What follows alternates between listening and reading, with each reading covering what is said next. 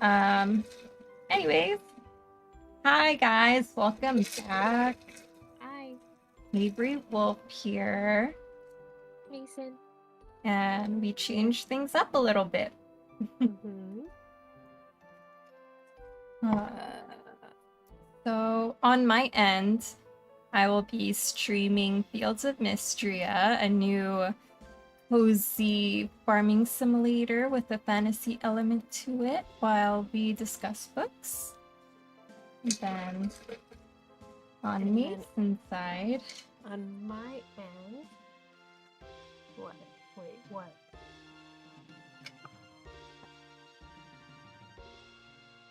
What now? Amber's a little bit low, so I'm turning her up on your screen. Okay, Yeah, you're fine, but there we go. okay, okay. okay. On my end, I will be doing some cozy crafts.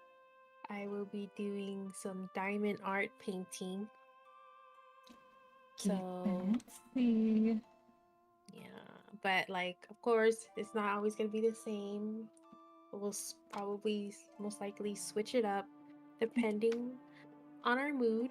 Yeah. Mm-hmm. Getting the feel of things. Yeah, because for sure I would want to be playing some games, but today or for this stream, I just feel like crafting. So, what's your design? So, I could see It's on my end. Or you can um just describe it. so it's kind of like it's not really cherry blossom, it's more like roses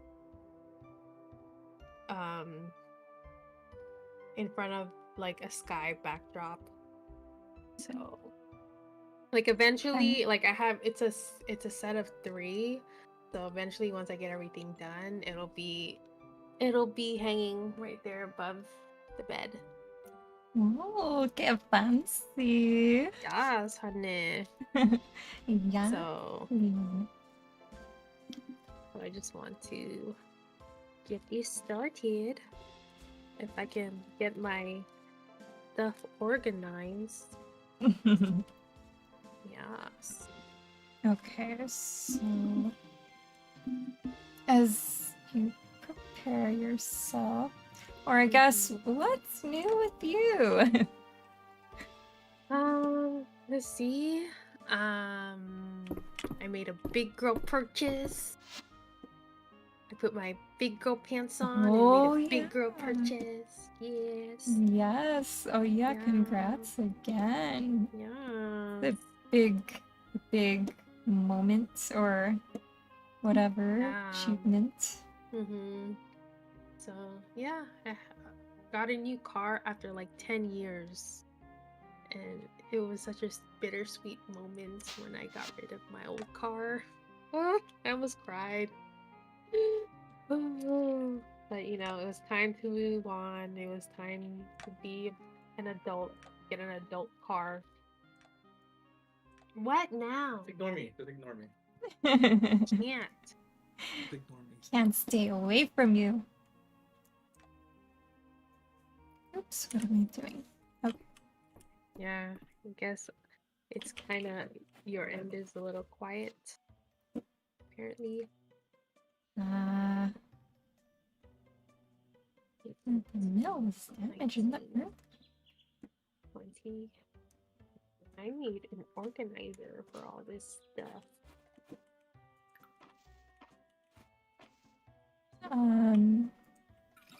All right, what's new with me? Not much, guys. I've just been trying to learn what I can about, you know, social media and stuff like that, so, you know, we can be more active on YouTube and other platforms. Because usually we're active for some time, and then we were quiet for like a good while. And so, Guilty. yeah, so I'm just trying to be more consistent, trying to establish a little side hustle, you know. I'm a stay-at-home mom, so I need a little something on the side. So I'm just doing this, learning what I can, in the after hours. When the bed is sleeping. Yeah, when the baby is sleeping. Right. Yeah. Yeah, and so we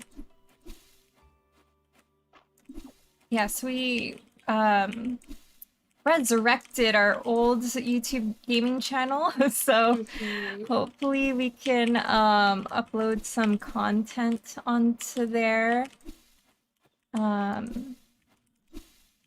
told my husband I'm gonna learn how to edit with OBS and stuff so we could edit video game videos if needed. Nice, nice. Yeah.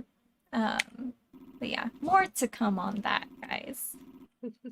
But anyways, I guess we could start talking about what we read this month. Yeah. So, full disclosure, I only read like 4 books. 1, 2, 3, 4. Yeah, Fine. 4 books. Yeah, I didn't read as much as last month, that's for sure. Mhm. But in my defense, some of these books be thick. Oh. They be thick, man. Okay. Let me see, what's your lowest ranked book? My lowest ranked book? Where's my Goodreads?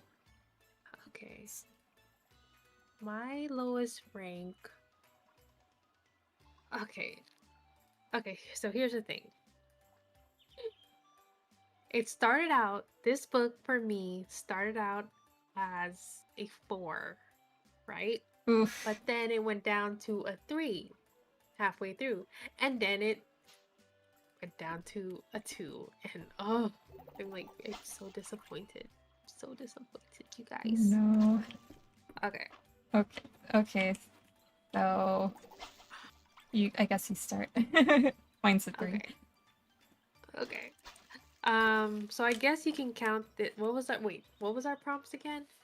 Oh yeah, so our prompts was a small over that part. town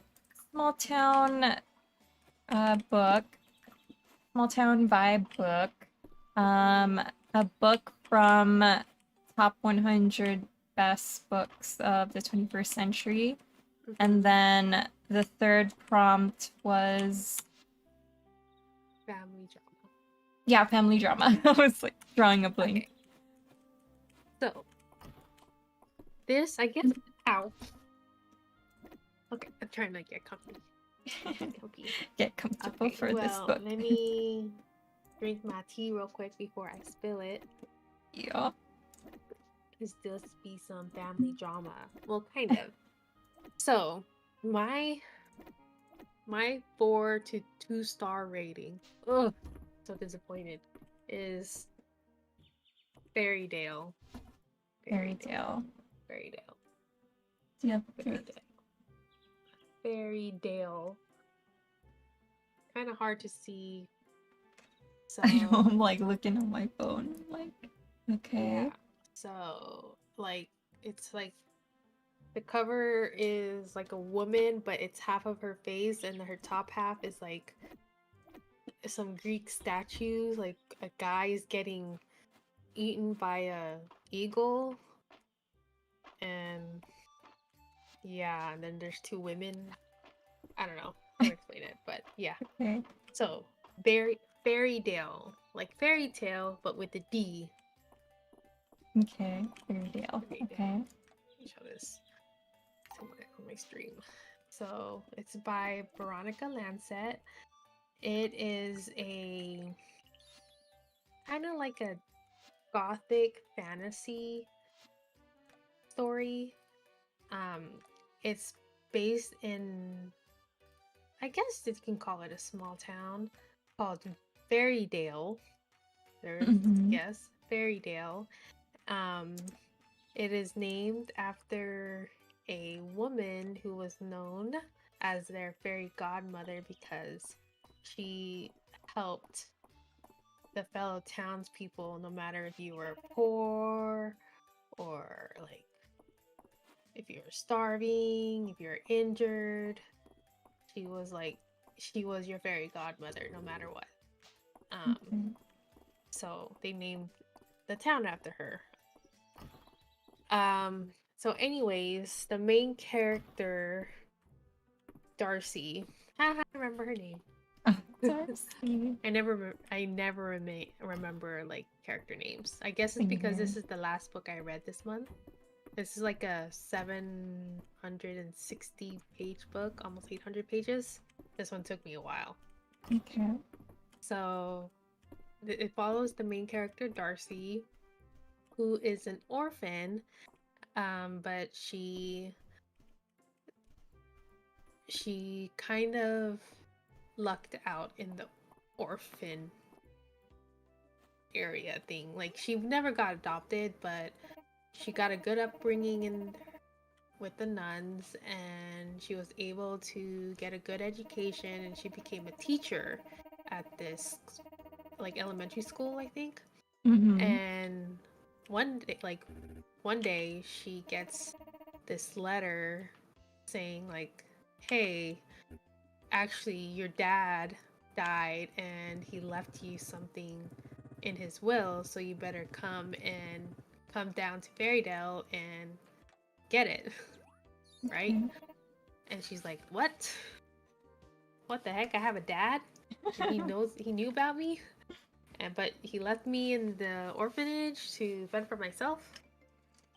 So Mhm. anyways, she makes her way to Fairydale, and then as soon as she steps into town, all these odd things start happening to her, like strange occurrences, strange deaths, like odd people, and she finds that something's going on in this town with her long lost family, and she just has to figure out what's going on. Okay. So, here's the thing. Uh-oh, guys. This book, okay, this book started out so good. I mean, yeah, the writing is a little rough, but like it was easy to look past it because it was such a good like story plot. Like it was a very like it captivated me in the beginning. And Mhm. it's dual POV. Would you call it dual POV? It takes place in 3 different timelines. So Darcy, she's the main character, and then every time she sleeps, she has these dreams about her past life as Elizabeth, as Sella, right? Mhm. And then it's these past lives is all about them meeting their soulmates named Amon. And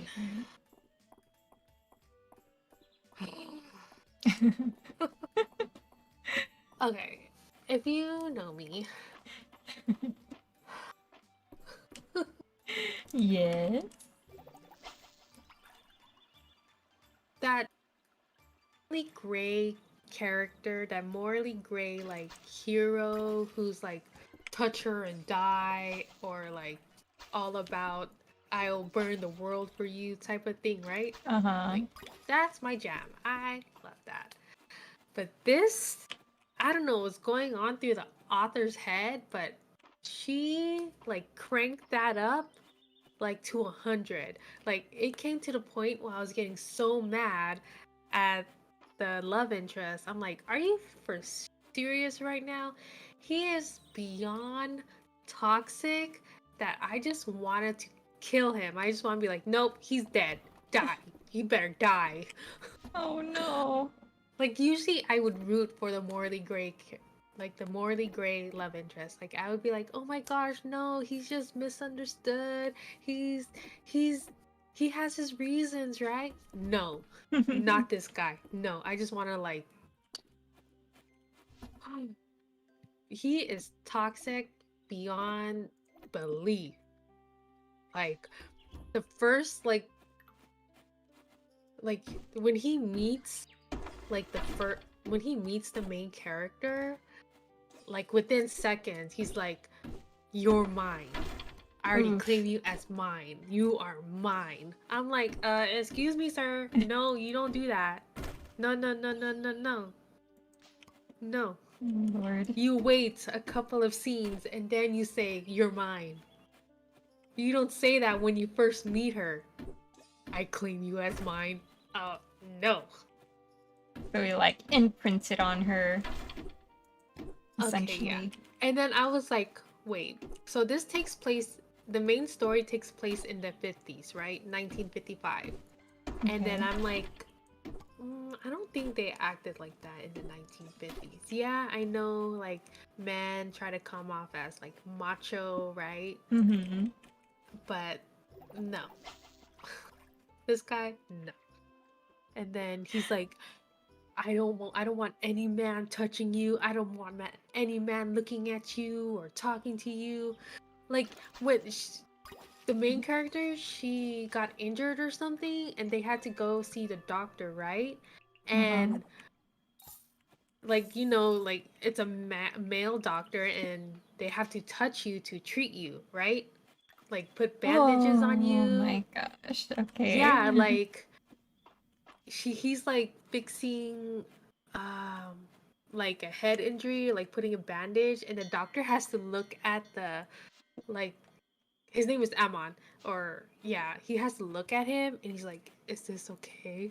I'm like, what the heck? Why are you doing that? You're the doctor. You should be like, I'm treating this patient. I don't need permission to freaking put a bandage on this woman. Like she has multiple contusions. Like she has a head injury. She has like scratches all over her legs. She has scratches all over her arms. And then like after like he puts a bandage on the head, the love interest, is like, okay, that's enough. I can take care of the rest. We're going now. I'm like, what? What? No. Oh no. No, she needs to see a doctor. She needs a medical professional. And he's like, I don't want any man touching you. And then like he like gets sick or something, so she makes like this healing tea, and like he's delirious, right? So he gets up from his bed and he's like, did you make this for anybody else? And she's like, what? Did you make this for another man? And she's like, what are you talking about? It's like, tell me right this instant, did you make this for another man? And she's like, no. It's like, good, you better not. I'm the only man you'll make this for. I'm like, what? Yeah, red flag. Red flag. This guy is red flag, red flag, red flag. And it's like, and then the author tries to write this, like, these touching scenes with the man and the, like, with the man and the woman. And I'm like, it's like it's like this dude is bipolar or something. Like, 1 second he's like super like possessive, and in another scene he's like a golden retriever type guy. You know those type of guys, like golden retriever type? Yeah, Yeah, I'm they're like whipped. You're like whipped, like hella whipped, like oh my gosh, oh baby, you're so beautiful, you're so kind, you're so gentle and loving, and I love you. You're the love of my. I'm like, I'm getting whiplash. And anyways, I was just like, since it was divided by 3 parts, like by the last third of the book, like the last 300 pages, I was just over it. I was just like, ugh, I can't with this dude. I just like there was a forward saying like, oh, don't don't skim the book because there are a lot of like details that you need to know. So I was just like, Oh, I was don't trying skim. Oh I was no. trying hard not to skim, but at the last 100 pages, I'm like, no, f this. I just need to finish. And the ending was the most. The last 100 pages was the stupidest thing I've ever read. I was just like, I really wasted a week on this book. It took me a week to read this book. Yeah. I was like, oh my gosh, I wasted brain power. And I'm like, how did it get so many good reviews? Is it on Kindle Unlimited? Yeah. Oh no. Yeah. And I mean, 800 pages, like, seriously, there was a lot of things that could have been cut out, and it wouldn't have made any difference. Like, I don't need to know, like, I don't need to know the politics of 500 AD. I don't need to know what kind of flowers you want to grow. I don't need to know about so many things. Oh no. I'm sorry. I'm giving it a 2 is so nice. It's because I liked the first third of the book. Like, Sucks.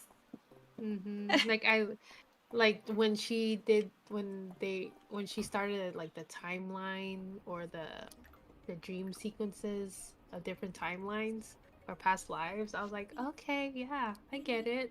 Yeah. And it just started this story started getting more convoluted, more confusing, more just it just took a turn that I regret taking. Like it just turned into something I did not expect, and I feel like it just should have been like written another way. I don't know. Oh There's no. magic. I don't know how magic got like she's writing and there's like, you know what? Let's throw in some magic. Poof. Let's Hopefully, throw in mates. Poof. hopefully this didn't put you in a slump, a reading slump. I don't think so. I started another book today and it's pretty interesting. I don't think it'll put me in a slump because there are other books I kind of want to get into. Yeah, that's good. Okay, enough about my rant. Oh my gosh, that's a fun thing to get That- started on. That's unfortunate. Okay, let Mhm. me take a sip of coffee. Okay, so... Okay, so my first book, I actually have it, the physical copy. So this was for the prompt of read a book from the 100 top 21st century book list, whatever, of the New York Times. Oh, the 100. Yeah. So this is my lowest rating, so I don't know what to say. But so the book I read was Tomorrow and Tomorrow and Tomorrow by Gabriel Zevin. Okay. So many, like, wasn't there like good reviews on that book? Yeah. So there's like if you heard of this book, I'm sure that you know that there's so many good reviews on this book. Like I guess I could see why it's on the list.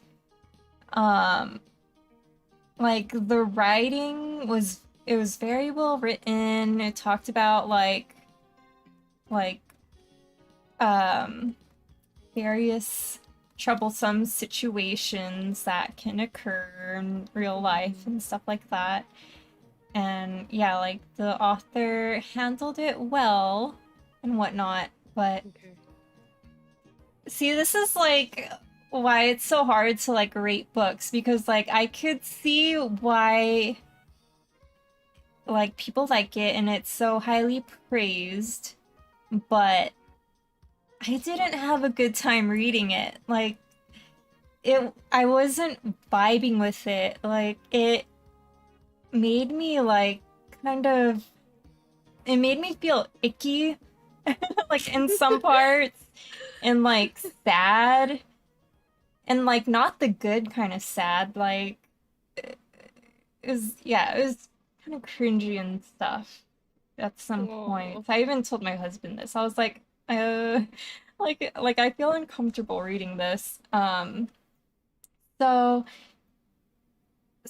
if you don't know what this is about, it's about two people who meet as kids in a hospital, um, and they grow apart during like their childhood, like later childhood, teenage, early adult years, I guess, young adult years, and they meet up again like in college or whatever.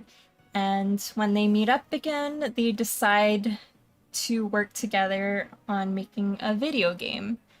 And so the time span of this book is, you know, between childhood and like their 30s or something like that. And so like one of my favorite books is Ready Player One. And I kind of thought this was gonna have like the same vibe, I guess, like retro vibe, because it's like this takes place like late 80s, 90s, early 2000s. And so I thought it was gonna have that fun video game vibe to it, because it does make a lot of references to video game video games like I think yeah, Zelda, there's like Metal Gear Solid, just like popular games like that. And yeah, when I read about the games and their references, I didn't feel anything. Whereas like Ready Player One, I was like, oh my god, like oh, they said Zelda or something like that. Yeah. But yeah, so yeah, I had a hard time rating this because it's how I vibed with the book that I gave it 3 stars. And 3 isn't that bad. It's like standard. Not bad, not that good for Not me. great. Yeah, not great. But yeah, I could see why it was on the list, but yeah, it just wasn't for me. Tomorrow and tomorrow and tomorrow and tomorrow. Tomorrow. Alright, there's my rant. Did you start your game? Yeah. I'm already like fishing and stuff. Mining. Where is my thing? Yeah. So the book I chose for let me see, what rating would I give it? I guess I would give it 3.5 to 4 stars. Let me check my other books. Um,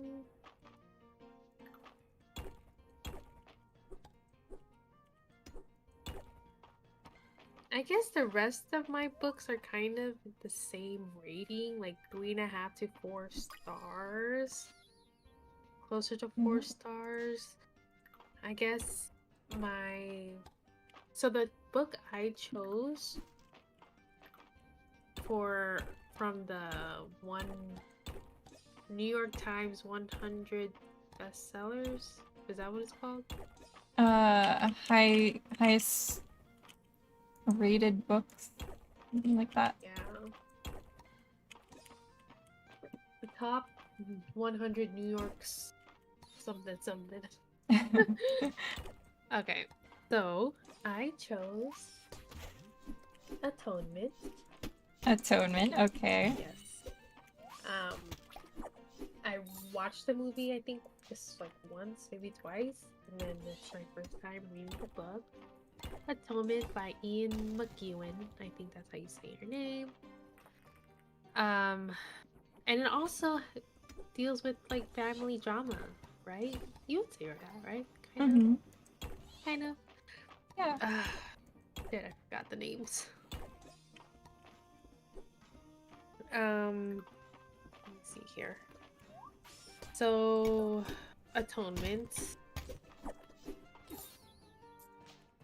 What is the literal definition is what? Atoning for your sins, right? I guess. I guess. Here, I'm so prepared. Oh.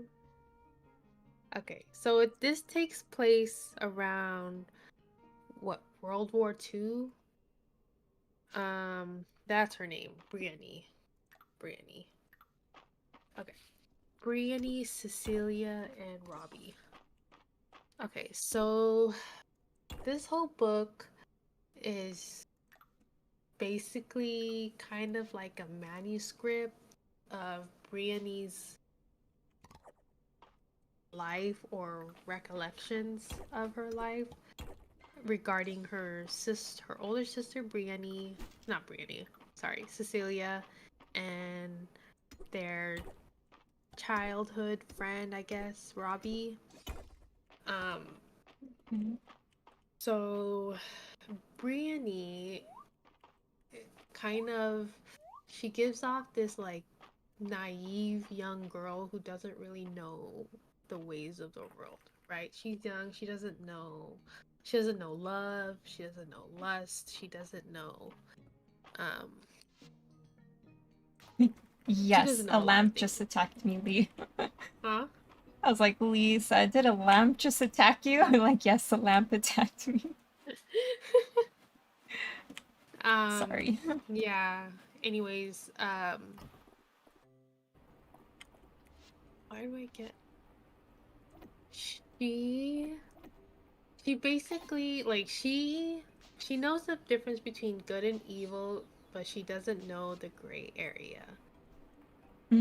So when she kind of notices like things changing between her sister and Robbie, she's kind of, confused about what's going on, right?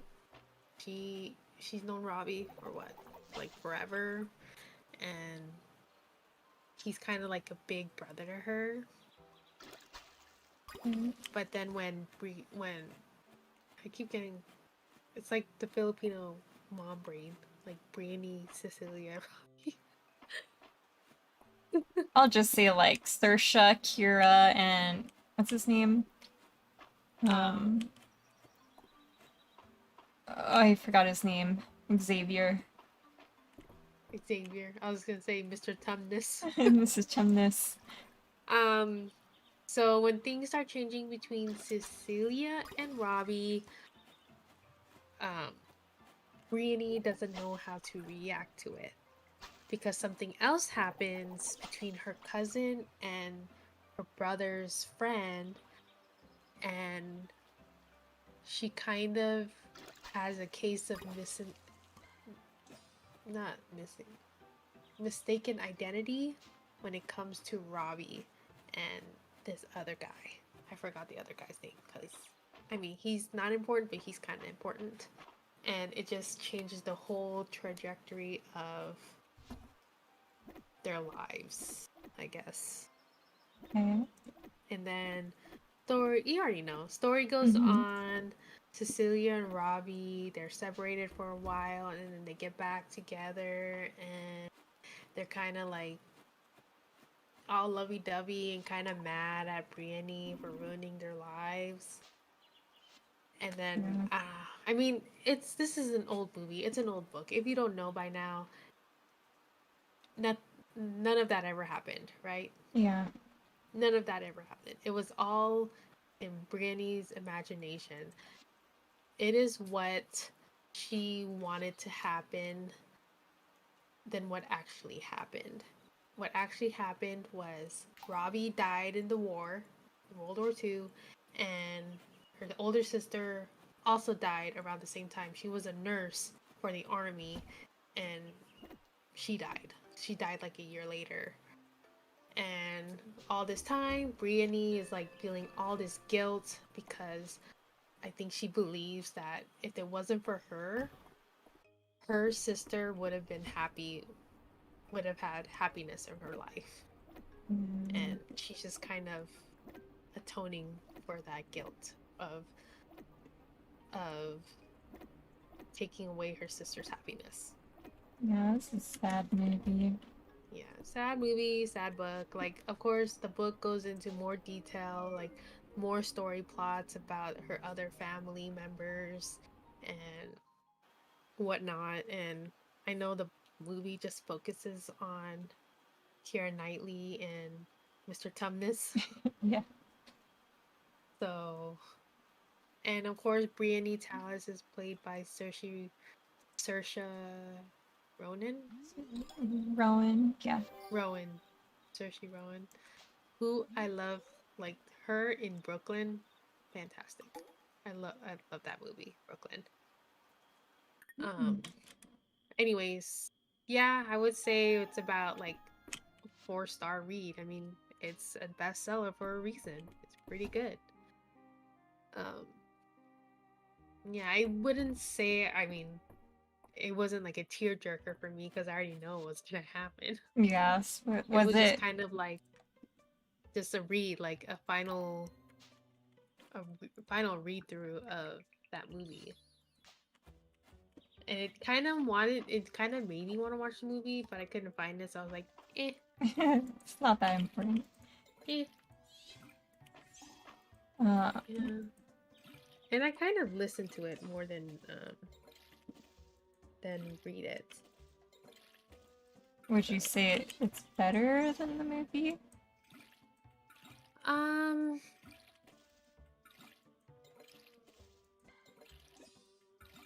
hmm.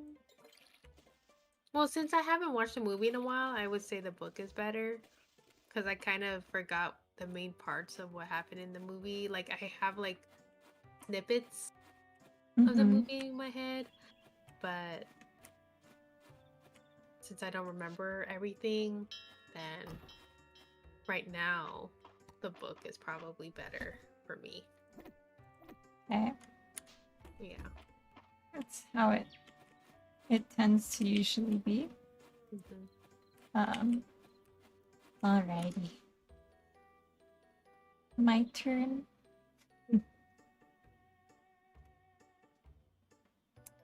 Okay, so my next read, I would give it a 3.5 star. 3.5. Mm-hmm. A classic.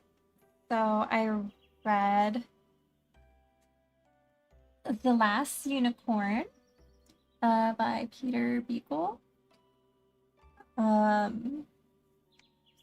So I picked this up because this is a beloved like favorite of like a lot of people, I guess, on BookTube.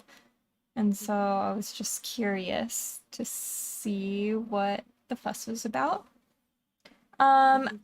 So pretty much it's middle grade, so it's pretty straightforward what the story is. It's about a unicorn that resides in this like forest, and she looks after all the animals and stuff, and she's immortal, blah blah blah. And she overhears from like some passerbys that there are no unicorns in existence or whatever, and she, you know, she gets hit hard pretty much, not physically but, you know, emotionally. And she goes on a quest to look for the other unicorns because she doesn't believe that it's true. And so yeah, so it's about a quest of this unicorn to look for the other unicorns, and along the way she befriends like a wizard who's like a newbie, so he's not really skilled with his magic just yet. So he faces some hiccups along the way, which causes some hardships for the unicorn as well. And then they also come across this, I guess like an older lady type character. She's kind of like, how would you describe it? She's kind of like a weird older lady type character. I don't know how to describe it, but quirky, I guess. Like Miss Frizzle type. I guess so. But yeah, so that's pretty much what it's about. I don't want to spoil like what happens, but I could see like if I grew up with this book, I think yeah, it would have like a special place in my heart because I love unicorns and stuff. But like reading it at my age, it kind of just was another story. There was like no, like if I read it and I had that sense of nostalgia, yeah, I probably would have gave it like a high score. But If you read it later in life. yeah, yeah, it just like kind of dragged on for me, and it was weird, like what happens, like the climax of the book, like what happens and like how it ends, romance wise. I guess it was kind of weird, but yeah, 3.5 stars. I would recommend it. Like I would, yeah, definitely recommend it for kids and stuff. It's a classic, and I could see how other authors took inspiration from it. There's even a, what's it called? Not a, oh, an introduction by Patrick Rothfuss, who wrote The Name of the Wind. Is that what it's called? Yeah. Name of the Winds. Yeah, so there's an introduction by him, and how he talks about how he read The Last Unicorn and just like how it affected his life when he was younger and stuff like that. Okay. Yeah. I wish I read it when I was a kid, but yeah, I recommend it. It's just it's not, at least for me at this age. That's it. So, moral of the story: if you have kids, have them read this. Have them read that book now. Yeah, there's important issues that happen, I guess, but in a kid-friendly fashion, have deeper meanings, you know. But yeah, Last Unicorn, guys. Last Unicorn. All right. Oh, I'm so bad at multitasking. I know, I'm trying to like focus on what I'm doing too. and collect my thoughts and feelings. Thoughts and feelings. Yeah. Where is number 2? Number 2. I'm barely getting this little patch. Oh, fun. Alright. Sort this out. You have to be careful with these little diamonds. Okay. How many books? I've read 4, so I have 2 more books. My next 4-star read in no particular order is, come on, where is it at?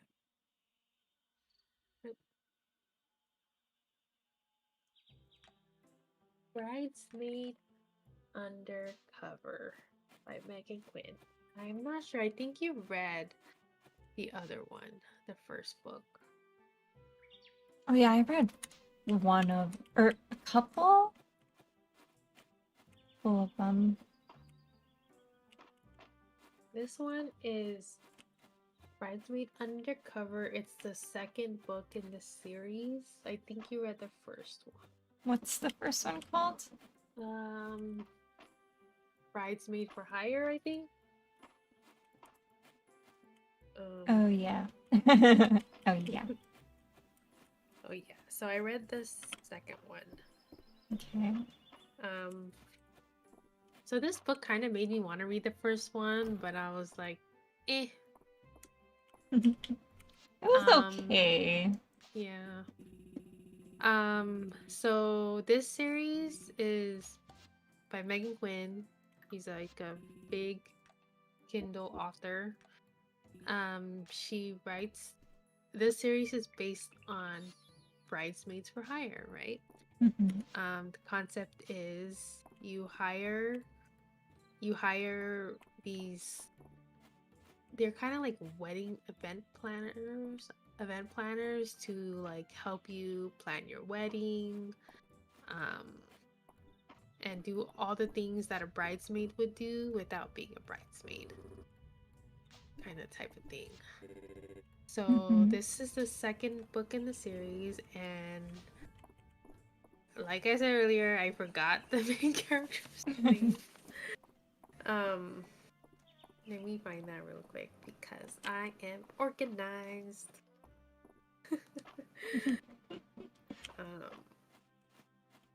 Bridesmaid. Okay.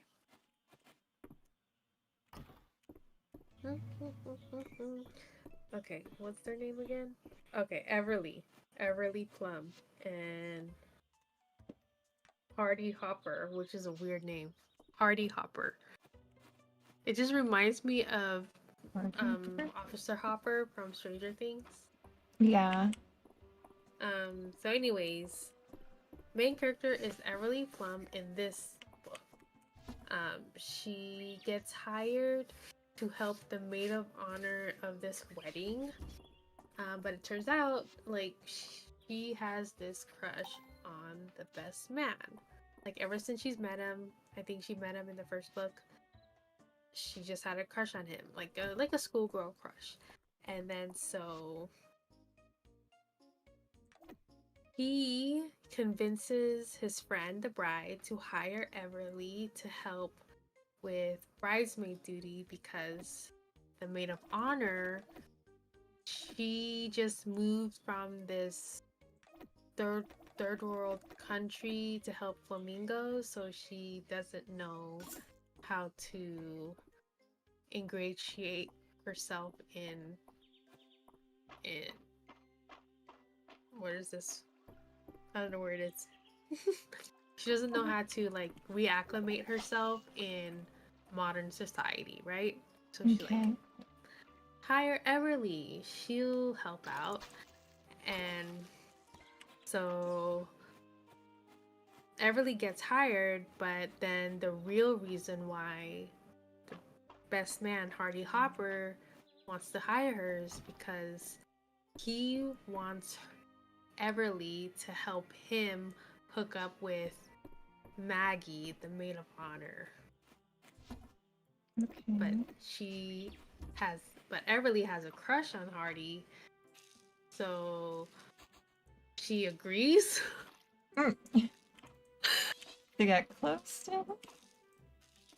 So she agrees to play matchmaker between the best man and the maid of honor, even though she herself has a crush on the best man.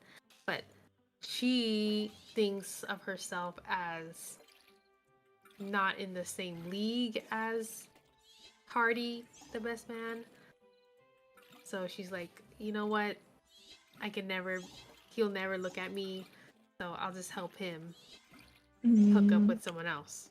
I'm like, Okay. okay, that totally works out. But of course, like they get close, they're like hanging out, they're having fun, romance ensues, blah blah blah blah blah. You know, happily ever after. So I just gave this a 4 because it was just cute. Like I was just like, aw, flamingos. There's flamingos in here. Aww. And I don't know, she just reminds me when I was like in my early 20s having a crush on a guy and thinking like, oh, he'll never look at me like that, you know? Wow, Lee. Wow. Okay. Yeah. Well, this was, I guess, not early 20s, is my late teens, like late teens, maybe like high school. Oh, then sorry, Lee. Like, you know, you have those like you have a crush on a guy, and then of course the guy's too cool to look at you, and then except in my life, nothing happened. Oh. I was just like, okay, well, I'm not gonna talk to him ever, so oh well. Oh. But look, see, I actually made an effort to talk to Lee, and look where I am now. I know. So yeah, I just gave it 4 because it was a cute read. Like, it wasn't anything life changing for me. It It's was just reminiscing. just reminiscing. Like, it kind of hit me in the feels for some reason. That's why I was like, maybe I should read the first book. And then I was like, nah.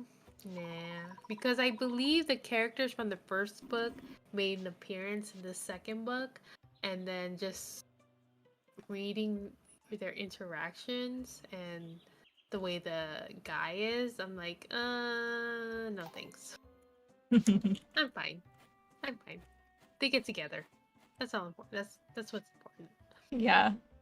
And then I know the third book came out, and it's the brother of Hardy Hopper, and I was just like, nah, I'm done reading CEO billionaire romance. Maybe not. Maybe not today. Yeah. Maybe later. Yeah, maybe later. We'll see. Yeah. I forget like how sometimes reading a Megan Quinn book is like pretty chill. Like it's kind of fun in like a chick flicky kind of way, like you're watching a Netflix romance or a Hallmark movie. Yeah. Mm-hmm. Yeah.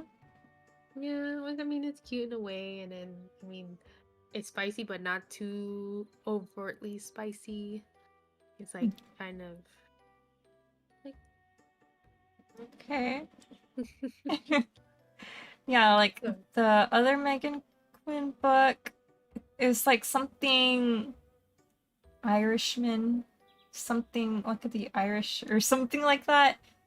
I thought it was cute. It kind of like reminded me of like a cozy romance because like the main character like wants the new life or something, so she goes to Ireland, or is it Scotland, with her friend to start a coffee shop. And so it's Mm-hmm. like coffee shop, cozy vibe, small town. Yeah. That was cute too. Not amazing, it's just it's cute. But My turn. Mm-hmm. So the next book I've read covers the small town prompts. So I read The Only Purple House in Town. Uh, Oh, I that's don't cute. know. I think I've Let's see. seen that around Kindle. Yeah, it's on Kindle Unlimited. Uh, it had like not the best reviews. I guess it was like 4 stars. But yeah, it's a cute book. So it's about this girl, like you, I don't remember the names. Oh, Iris. Okay, so it's about this girl named Iris, and she just has like the worst luck on like getting her life together. Like she's struggling with her finances, trying to make ends meet and whatnot. But when her was it grandmother or like a relative, great aunt or something? I forget. When her distant relative passes away, for some reason she leaves her Victorian like house to Iris, Mm-hmm. um, along with a couple other things. But yeah, so Iris takes this as an opportunity to like start something new and get her life together.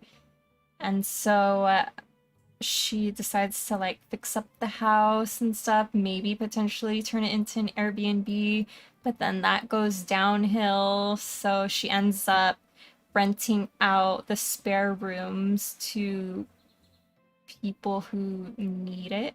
Or like Mm-hmm. whoever interviewed for the room or whatever. But yeah, it turns out they all need it in their own specific ways or whatever. Um, so it's really cute. It's like it has that found family trope. It's just like a bunch of people that like, needed each other in the end. Um, That's nice. yeah, it's nice. And then so in terms of the romance, it's a second chance romance, and our love interest Eli uh pretty much insta loves our main character Iris when he was a kid, and she saved him from a bully. She's like several years older than him, so yeah, so she was bigger than him at the time, and she saved him from a bully that was bugging him, and ever since then he's just had a thing for her. Mm. And then when she comes back into town, he notices and he ends up renting out a room in the house, even though he doesn't need it. Like, he's well off and pretty wealthy, I guess, as a programmer or something like that. And yeah, so that's the conflict because like he kept that from her, and disclosing who he really is to her, like, oh, actually, like, I knew you from before, blah blah blah, as So kids. wait, she doesn't remember him? No. So he, like, when he was a kid, he was like this tiny little boy, but you grew up and you got super tall and muscular and hot.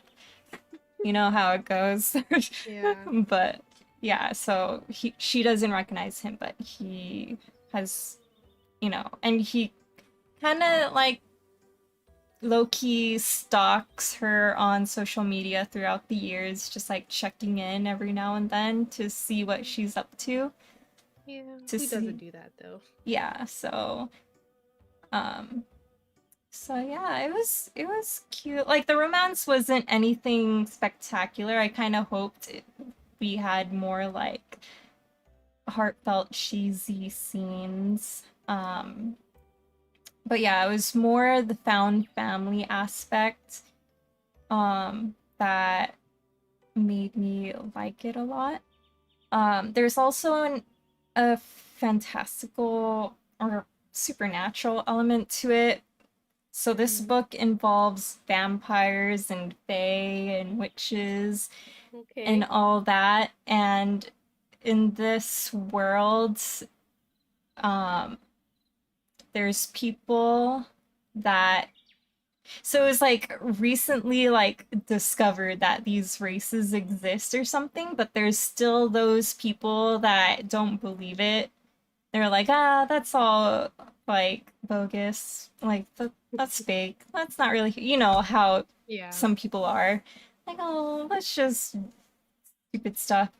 Um, and then yeah, and then there's the other side that are trying to make the life being who they are and stuff like that. And so yeah, it was cute. I would recommend it for the found family aspect. Romance, I would recommend something else, but yeah, it was cute. That's good.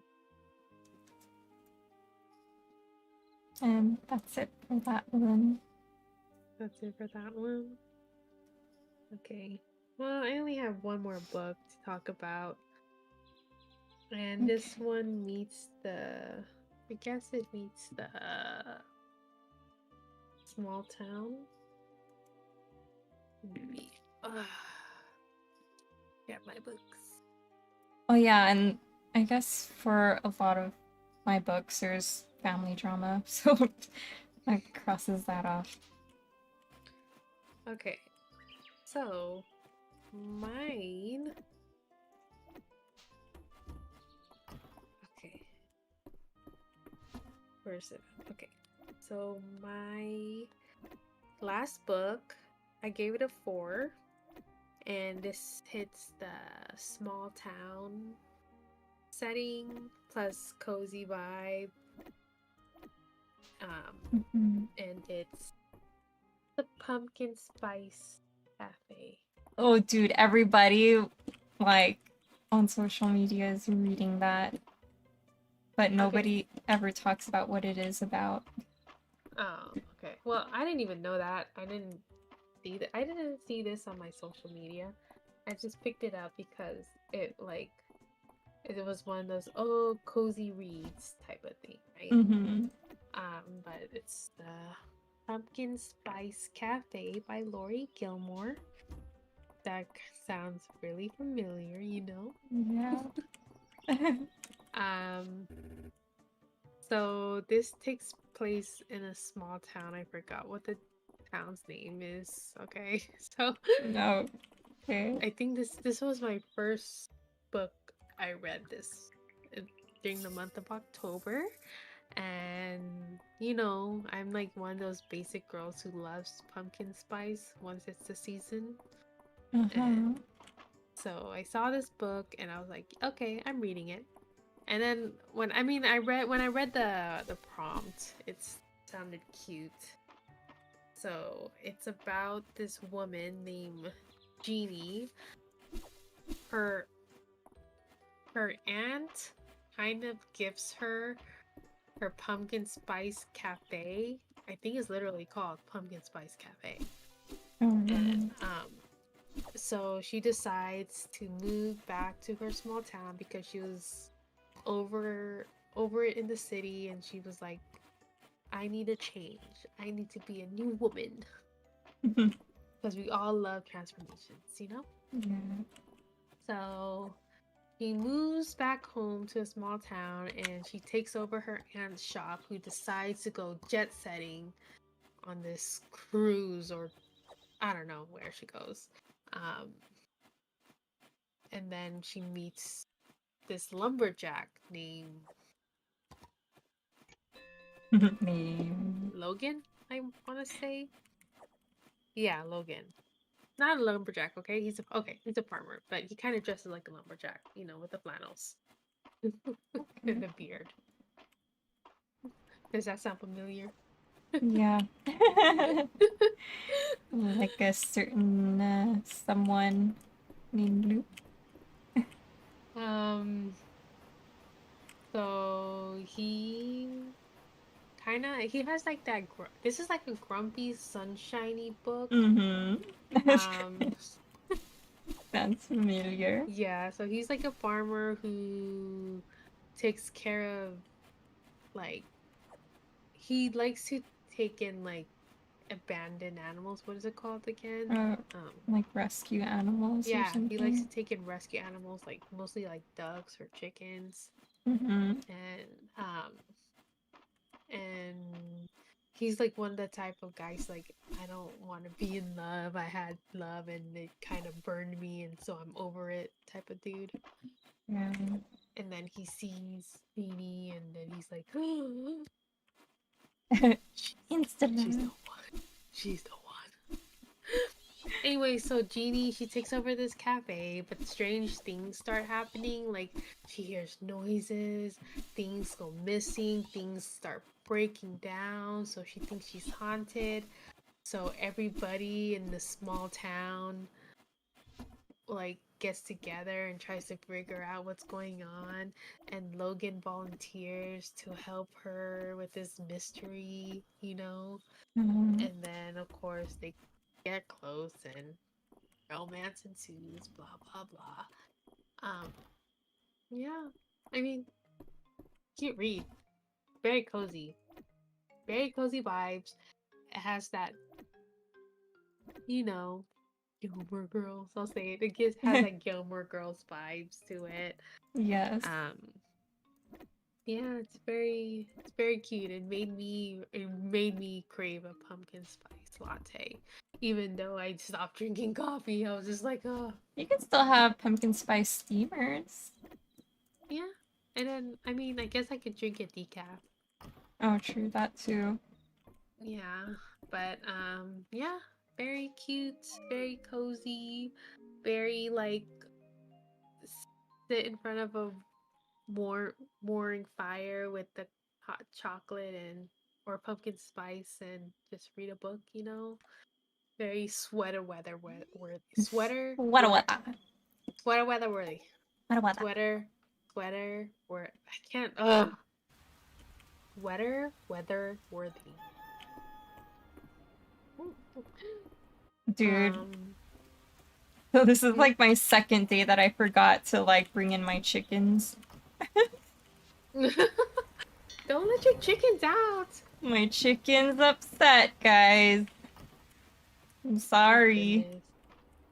Oh, don't leave your chickens out in the cold. It's raining too.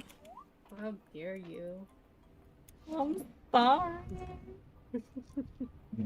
I know, like every time I play those farming sims, it's like a routine. Water the crops, feed your animals, let them graze, go to town, bring Yeah. your animals back in, sleep. Yeah, I just forget because I only like I just bought a chicken recently, so I forget that I have it. And like my farm is still covered in trees, so it's not like I could see the chicken. Oops, what am I doing? But yeah. Alright. Anyways, my turn. Oh yeah, I'm done my books. So Okay. just Alrighty, let's take a look here. My next book.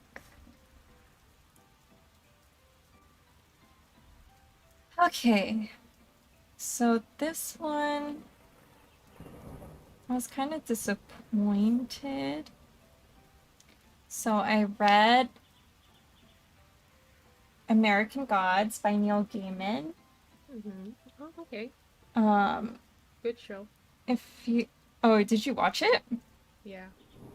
Did you finish it? I didn't watch the second season. Oh, uh, yeah, I was like, oh, I want to read it before like I watch it. But yeah, if you guys don't know, like Neil Gaiman is one of my favorite authors. I loved his book Stardust and Coraline. What was the other one? It was like a long title, but anyways, so American Gods. How would I describe it? So I would say it's like an adult Percy Jackson, I guess you could say. So, um, so we follow a guy that was in prison for like 10 years or so. And then, he gets out of prison only to find out that his fiance or wife died in a car accident. Oh, wait. Okay, never mind. I didn't watch the show.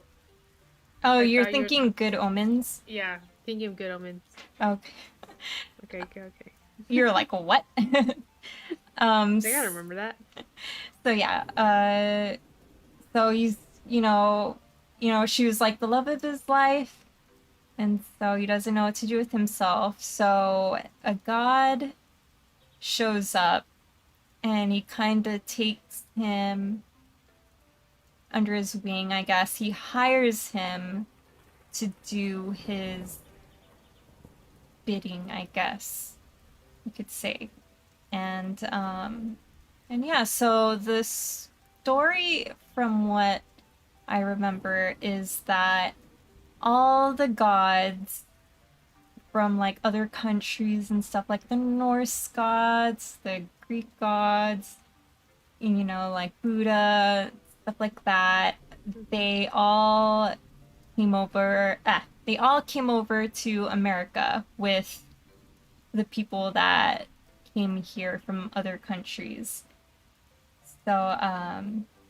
So they all are like intermingling as, I guess, like human figures, I guess.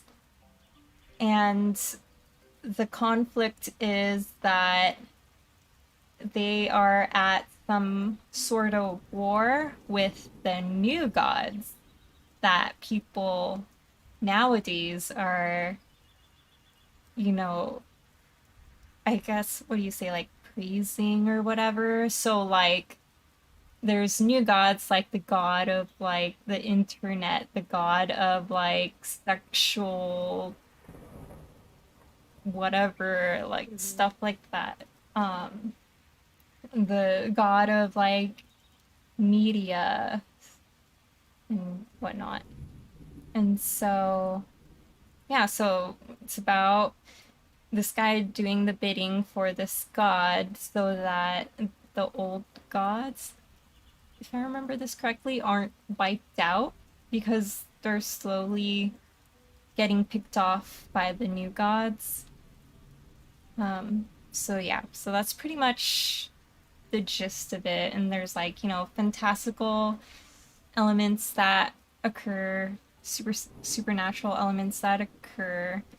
But yeah, like this book won so many awards and stuff, and I could see why. So like tomorrow, like I could see why people praise it so much and why people gave it awards and like it and talk about it a lot. Like the writing is like very masterful and stuff. Like only Neil Gaiman could come up with stuff like that, like the things he says and like the events that occur. It's just like so weird but so interesting. But like again, like I didn't vibe with it. Like it didn't catch my full attention. I think like maybe like halfway I kind of lost interest, but I still pushed myself to finish it because it's like a almost like what 600 pages. So I was like, dude, like I read almost like 300. Let me push through and finish it. And yeah, so I'm glad that I finished it. So I know that I'm not missing anything. But yeah, you could check that off your Neil Gaiman list. yeah, but yeah, I was kind of bummed out. But I mean, if you're into that kind of thing, like the gods are at war, whatever, I guess pick it up. If you want to, be inspired by this man's writing, pick it up. But yeah, just for me, it was, or maybe I wasn't just in the mood for it. I don't know. But yeah, I think I gave it like 4 stars? 4 stars? Yeah, 4 stars. Because it was better than the other books I read. But still, it didn't, call to me. So, that was that one. The next book. So I would say.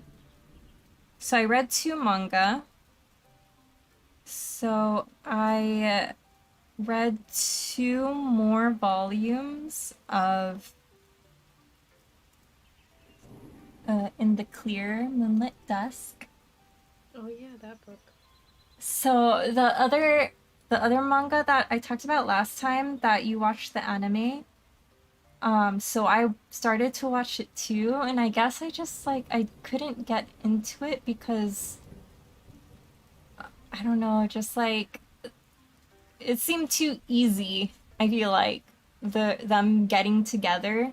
Mm-hmm. I was just like, oh, nothing bad is happening. Like they're just showing the relationship and them falling for each other. Like nothing bad is happening. I don't know. Yeah.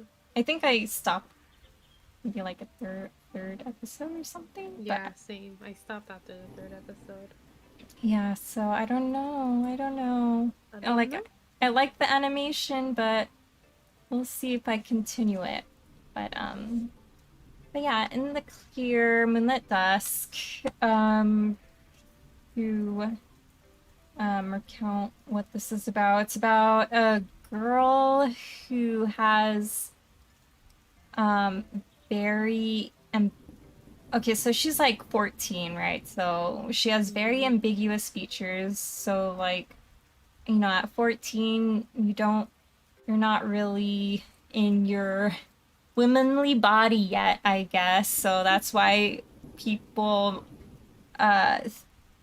confuse her as a guy at first because she still has that free woman body.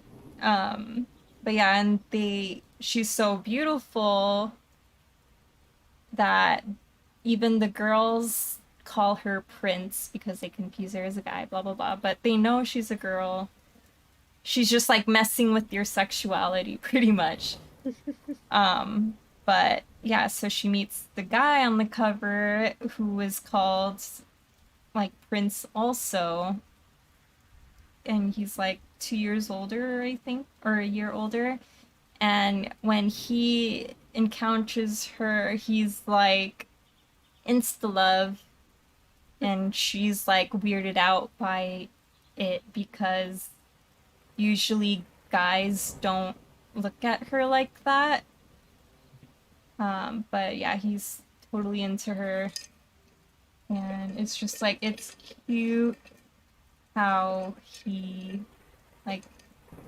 goes about dating her and stuff.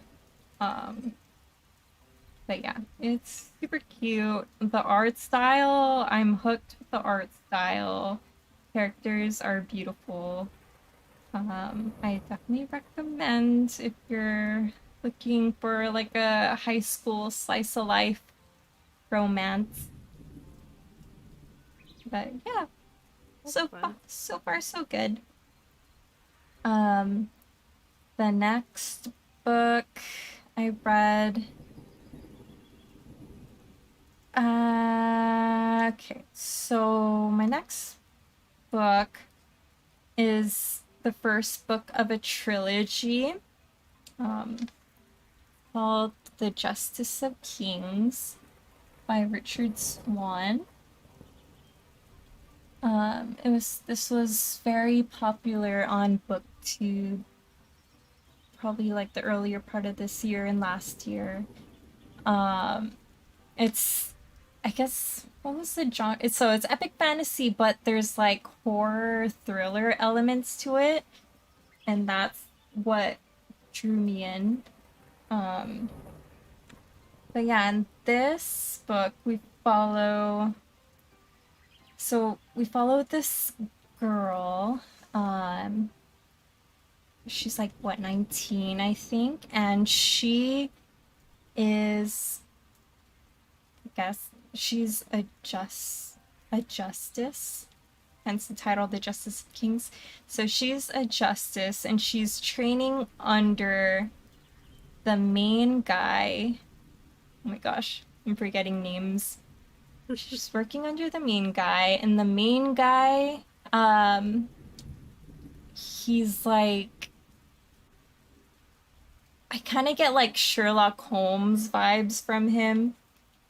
And he has like necromancy powers and stuff, and like this voice power that like he could it could pretty much force people to do what he says, and then like they can fight back or whatever. It's hard to explain, but so these justices go about, the kingdom, the land, doing what the king wants, I guess. And, like, oh, trying to enforce, like, certain religions, trying to enforce, like, the right thing to do. They're kind of like sort of like the police in a sense, but like higher up.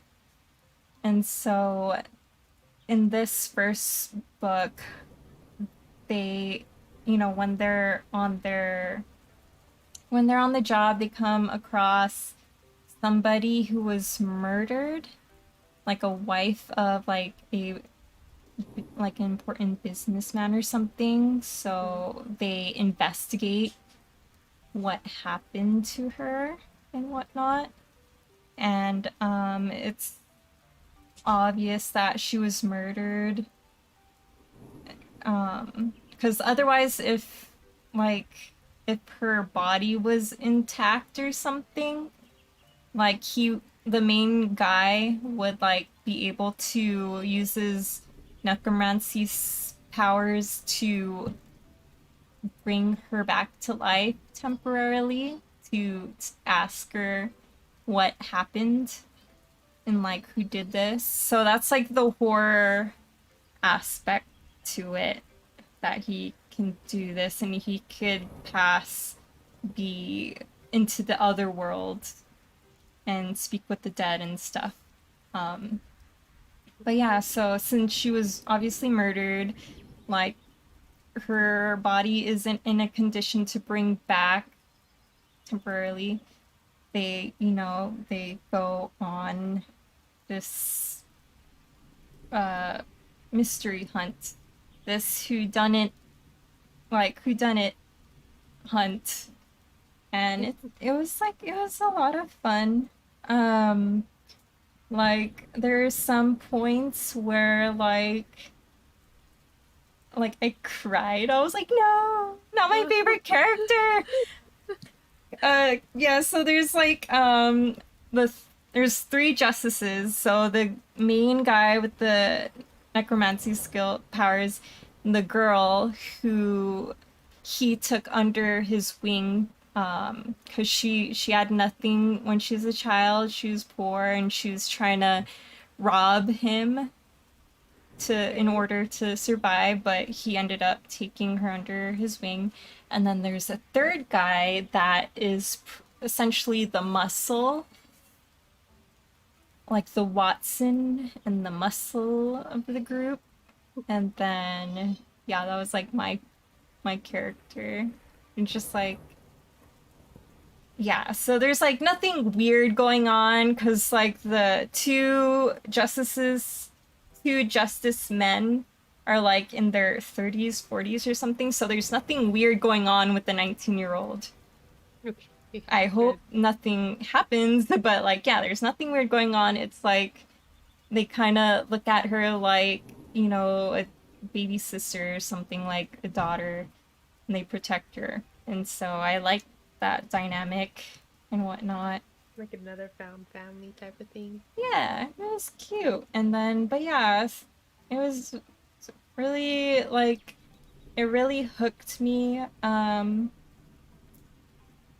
Like the beginning obviously took some time because, you know, it's introducing like so many high fantasy elements, like the political side and stuff like that.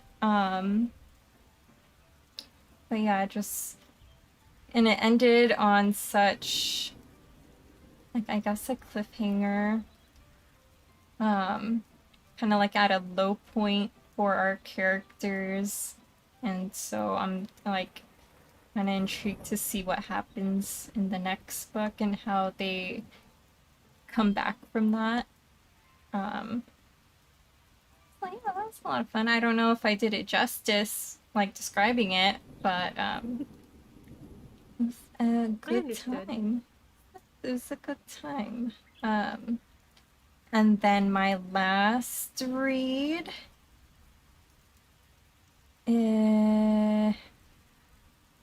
so I read The Stationery Shop by Marjan Kamali. Ooh.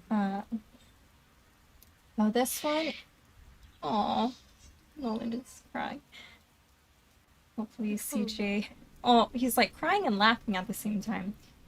Um, so this one is a historical romance. It takes place in the 1950s, in Iran. And during this time, there was a lot of like political hardships during the time, and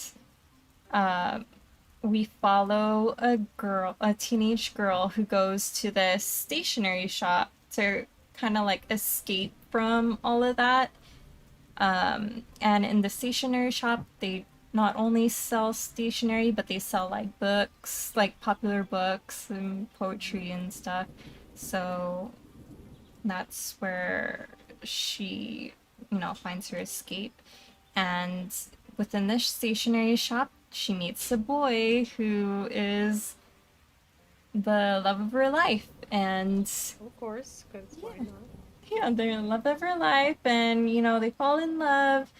They, you know, get engaged. They're trying to get married. But just like the things that are occurring at the time, and you know, family members are keeping them away. And so this kind of like reminded me of The Notebook, like Okay. how the girl's family didn't want her with Noah, Yeah. and how the mom like hid all the letters she he wrote to her. Yeah.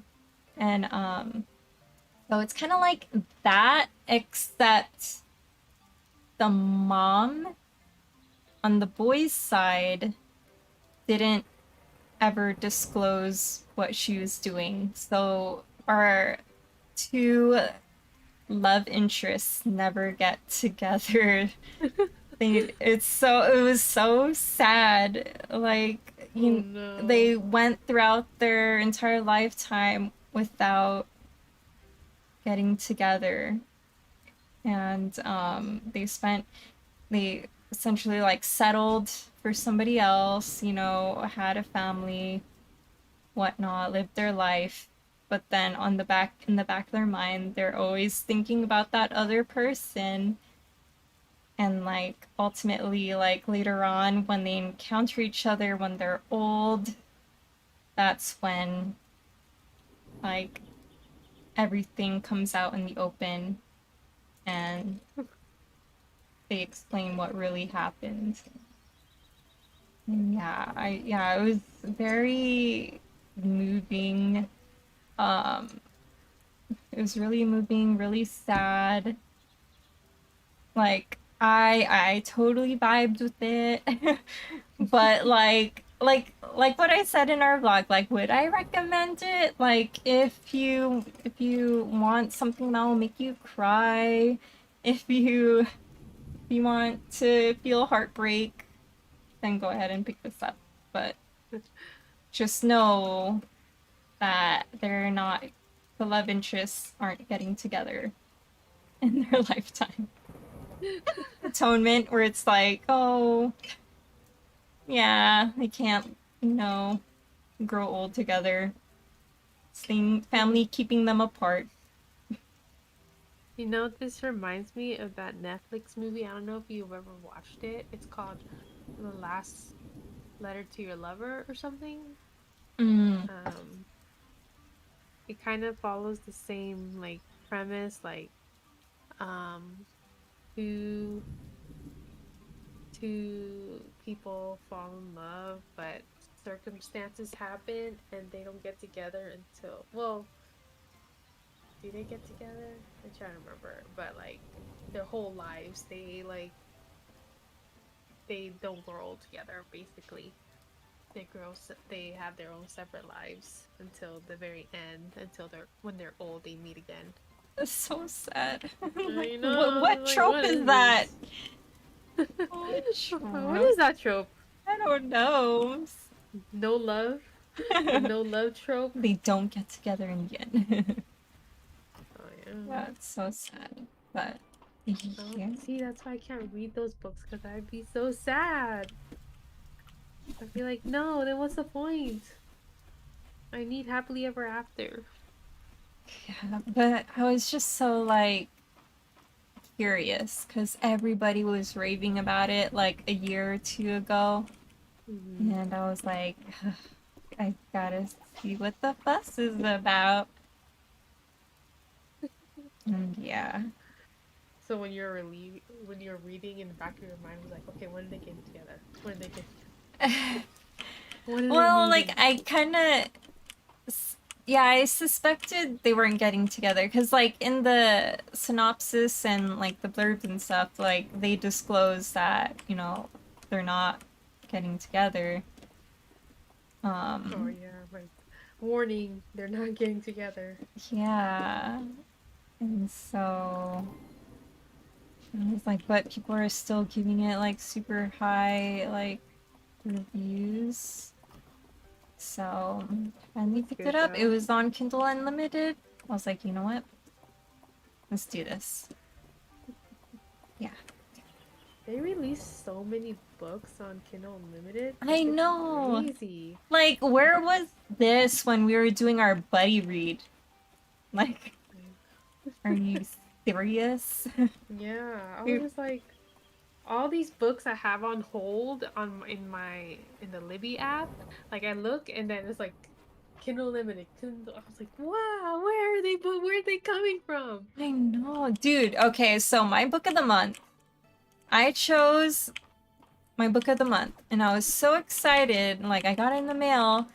Blah blah blah. I was posting it on Bookstagram, only to find out that the book I chose is on Kindle Unlimited.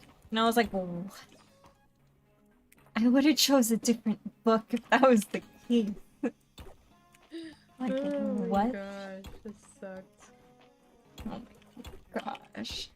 But yeah. Yeah, that's what it is. Oh my gosh.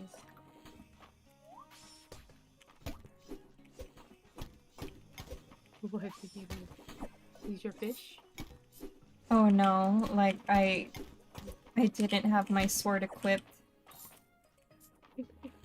No, it's like getting attacked. You gotta fight monsters. Yeah, so like it's very, very similar to Stardew Valley. It just has, the magical element to it. So you can like learn magic spells to help you farm and you can raise different creatures, different colored cows, capybaras. Oh. Yeah. So it's really cute, and all the love interests are super attractive. Do you already know who your future husband's gonna be? Oh, it's like so hard to choose. But yeah, so there's a guy that giving like enemies to lovers, like grumpy sunshine vibes. And so I'm like, okay, I'm gonna Keep make that in you mind. happy. I'm I gonna can make fix you. you. Yeah, I can change you. I can make you like me. Oh my gosh. That's so funny. Yeah, so far, so good. But yeah. Should we select? Do you have any ideas for prompts for next month? Or should I I know I choose want to do something Halloweenish? Halloweenish. Halloweeny? Halloweeny. Okay. So we want to do another like Summerween vibe. Well, it's not summer anymore. I know, but like, you know, like scary stories that tell in the dark, that type of vibe. Michael Myers. Too scary for me. But... Or are we doing Stephen King? Ugh. Or I probably will regret this.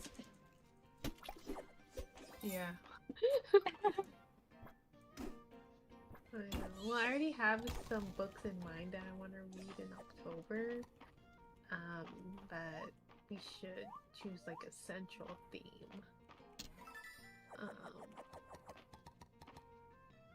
I'm trying to think. Like,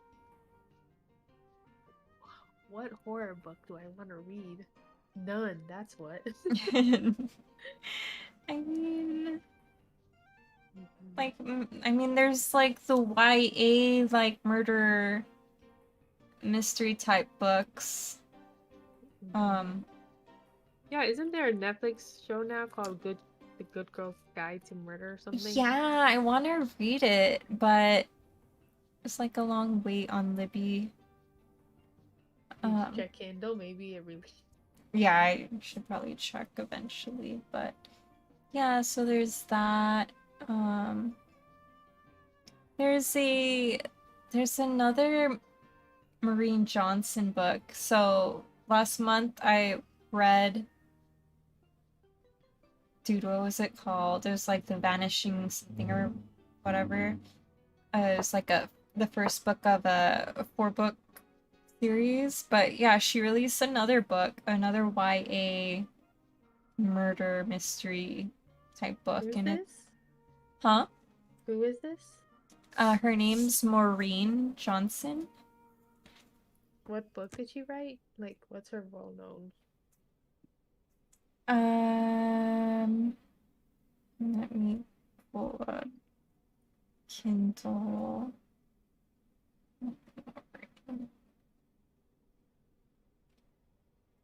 Okay, so the book that recently released that people are raving about is Death at Morning House. And the book I read is Truly Devious. And yeah, it's like it had very like interesting qualities. It was just like she introduced so many characters at once, so it's hard for me to keep track of who's who, especially if it's a murder mystery, you know, I'm trying to keep track of who's doing what. But there's just too many people. That was like the only con for me. But yeah, Death at Morning House.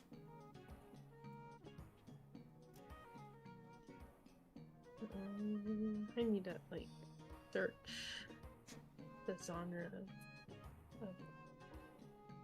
But yeah, so I guess that kind of gives maybe some Halloween vibe. Or you can just read a Halloween romance. Well, you know that I'm gonna do that. Spookily yours. pumpkin spice and poltergeist. I actually do have. I was going to. Well, I think I am going to read Spookly Wars because that was one of the free books I can buy on Kindle, so I got it. I was like, okay, might as well. Oh yeah, and there's like witchy books. Mm-hmm. That always has autumn Halloween vibes. So yeah, so I think that would be an easy one to pick a book for. So what is it? Like witchy vibes?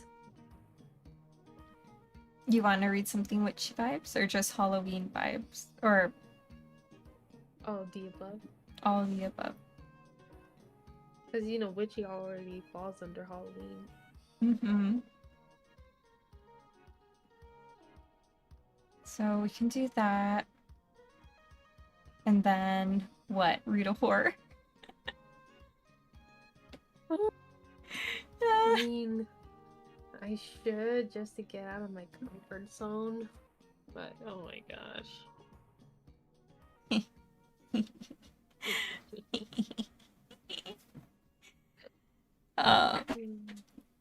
Yeah, so we can do those two prompts. Do you want another prompt or just want to stick with Halloween vibes? You know what? Choose something from the jar that I never the jar. updated. Yeah.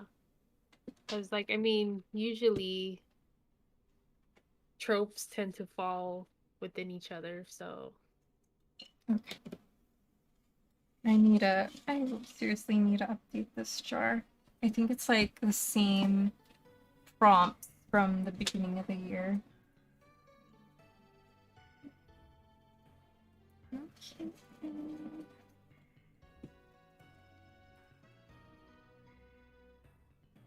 Okay. A book that involves books. what? A book that involves books. A book that involves books? Yeah. So, like The Lost Bookshop, Bone Dust and Bookshops, or whatever that book is called, or I don't know. There's a lot of bookshop books. Those tend to be like cozy books. Yeah. Like a librarian, about a librarian or something. Or the Bookshop and the Barbarian, whatever that is. Or something that has spell books, or something about a writer. A girl that just loves to read.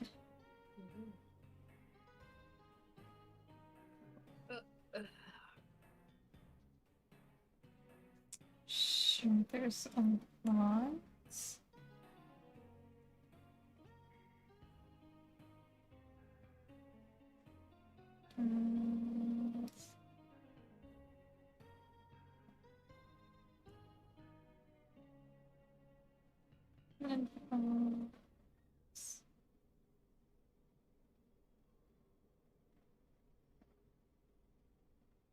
So Halloween vibes, horror,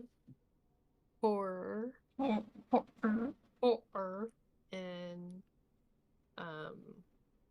books about books.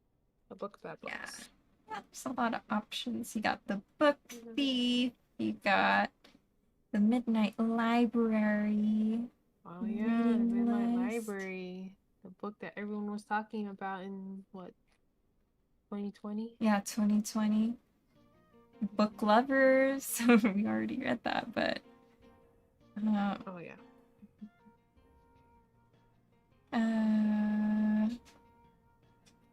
The Starless Sea involves books.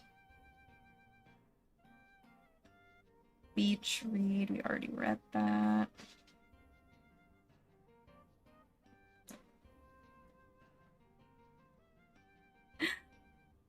have that book, The Wishing Game. Mm-hmm. Maybe I'll do that one.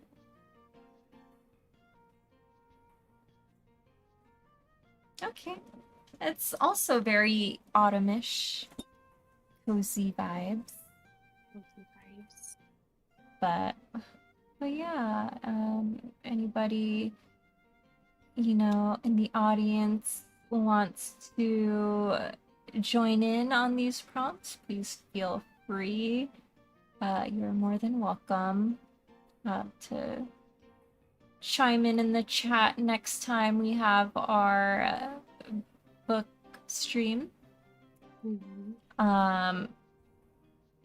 So next time, so we usually have our book streams at the last Friday of each month. So let's see. What day is that?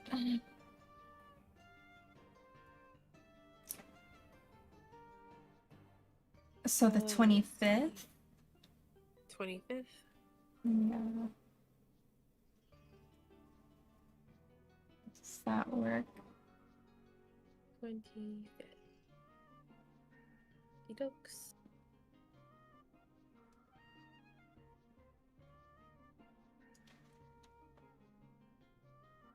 Does that work with you? Yeah, that works. Okay, perfect. So yeah, so October 25th, a week before Halloween. Should be a good time. Spooky vibes. Spooky vibes. Yeah. And anyways, I hope you guys enjoyed my gameplay footage of, you know, fishing and stuff and leaving my chicken out.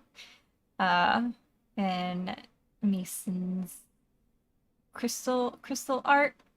Yeah, Gem I art. only got like a little square in 2 hours. I got Progress is progress. Progress is progress. I'll probably just do this off camera. Or maybe I'll time lapse it. Listen to a podcast and just time lapse this. Yeah, definitely. But yeah, yeah, stay tuned for next time. We're trying to, you know, work on some content for you guys. Or you one person watching. So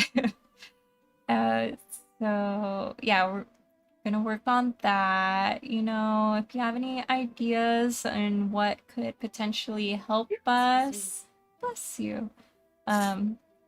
Feel free to, you know, comments, you know, DM, whatever. We always welcome help. Yes. But yeah.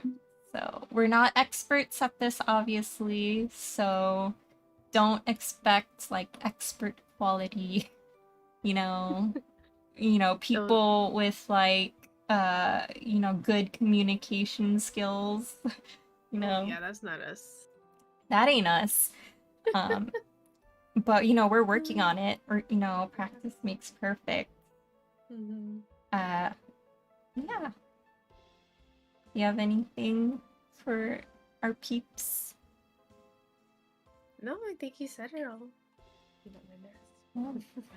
Well, yeah. Until next time, you know, stay tuned, like and subscribe. We have, you know, our personal channels that we're streaming from right now, and then we also have our newest channel, Cozy into the AM, where we try to share our cozy hobby, cozy lifestyle, you know, content, chill vibes and stuff. And then we pretty much resurrected our Airy Avery gaming channel that maybe we will upload some gaming content onto there at some point. But we'll see. But yeah. You know. We'll see. Yeah, we'll see what happens. You know. Thank you for tuning in, and then until next time, guys. Stay safe. Bye. Good night. Night night.